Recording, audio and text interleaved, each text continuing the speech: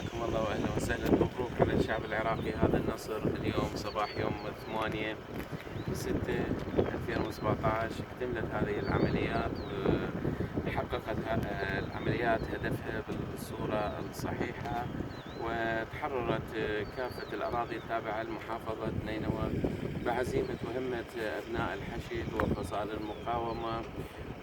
كان لهم دور كبير بتحرير هذه المنطقة، وأيضا طيران الجيش كان حاضر في دعم أبناء الحشد الشعبي.